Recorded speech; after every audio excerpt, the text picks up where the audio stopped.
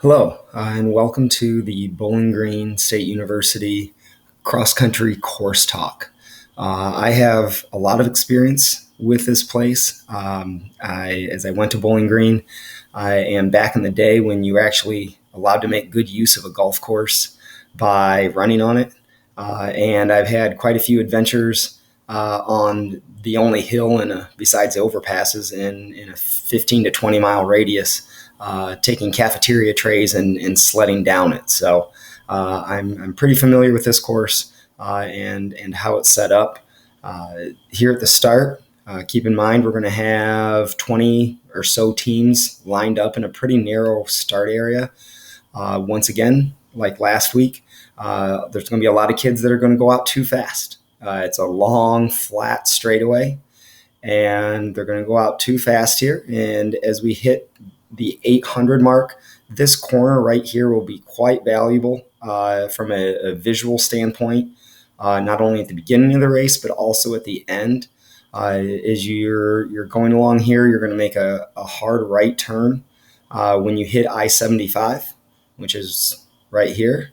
As you parallel I-75 here in the pond, you're going to have a lot of kids that go out too fast, start fading off about the 800 mark. And by the time you hit the hill, which is not that big of a hill, you don't go up all the way on the hill.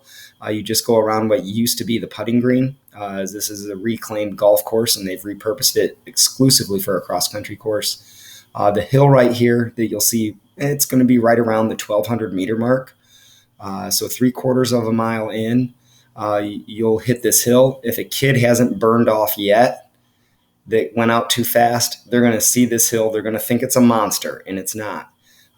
This hill is very similar in grade and steepness and length to the hill in Milton that was on the gravel path that you ran into the woods. It's not very big. It's nothing like the steep grass hill at Milton. It's nothing like the Charleston Falls hills. It's not like that main road asphalt hill. It is not that steep, and it's definitely not that long. So you come up and over the hill, and then the rest of the course is pancake flat. So you'll reach the mile mark right here, right behind the start line, as you can see. So as you're coming up against the start line, you've done about a full loop around the pond, and you've hit the mile mark. Looking at past results, I can see that every mile mark will record your splits. Hopefully they do that again this year. That's a cool feature to really look at to see how well you are pacing. Like I said, don't go out, don't be crazy, and go out with the vast majority of high school kids that go out way too fast, and then they slow down by a minute between miles, 1 and 2. Smart start, slow down less to experience success. So you get around the first mile here, and you'll see lots of long sweeping turns here. Most of the crowd is going to be congregated either at the hill because, well, most people in Northwest Ohio don't see hills, and they'll be excited watching kids run up hills and fade out. And then they'll be congregated right here, as you can see a lot of the race with all the zigging and zagging you have to do. So most of the spectators will be right around the start line mile area.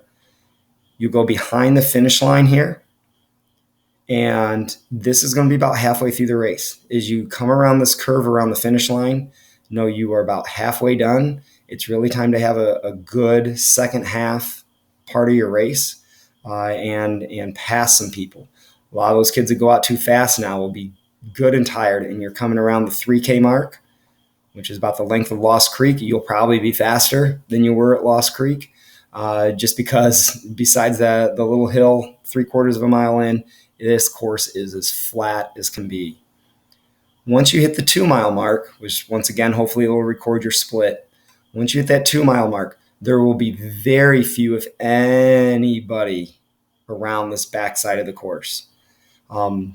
This is where you really have to concentrate and not, kind of fade out and lose focus in terms of what you're doing, as you're not going to be hearing many spectators. It's pretty wide open. It's not like you're in the woods at Milton, so there are very few visual cues to go off of. This is where you have to concentrate and pick off those people. Most races, especially high school races, when you get to the 2 mile mark, whoever you're around, you're about the same talent level. It really comes down to now this last mile of a high school race where you don't see many position changes. The important thing is if you went out smart, those kids that went out too hard, and now you're right around the same ability level with people. This is where you're going to have to start working harder, and you're not as tired. Even though you will be tired, you won't be as tired and as gassed as many of the other people. So you'll come up around the pond, and now you're just going to pretty much retrace what you did for the first mile. So you're coming around this pond. Notice you're at the 4K mark. Our workout on Wednesday, you guys were doing 700s, 800s, or Ks. This curve here, once again, will be very important in terms of a visual cue. You turn this curve and you hit along I-75. You know this from doing 3 or 4 or 5 repeats on Wednesday. Hey, I can do this. I know how long it should take. I ran, a K. I ran an 800. I ran a 700. I know when I make this curve, I got to start pushing it in. I know how much time I have because I did those repeats on Wednesday. So it's a muscle memory thing. You're tired. It's the last rep. It's time to go. You miss the hill. You're going to do this S curve. You're not going to see the hill. It is pancake flat.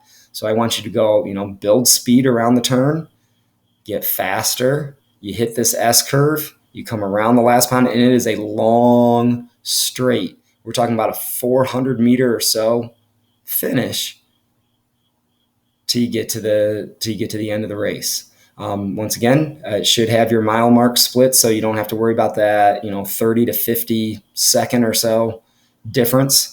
Worrying about the 0.1 of a 3.1 mile or 5K race. So if they get these splits, it'll be really interesting to see how well you do, and we can analyze that as athletes, and the coach and staff can look at this. Hopefully this helps, and if you have any questions, please ask one of the coaches. Thank you. Bye.